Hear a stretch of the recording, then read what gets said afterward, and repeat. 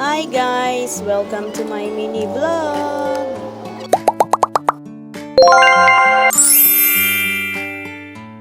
For today's mini vlog, samahan nyo kaming mag-fishing.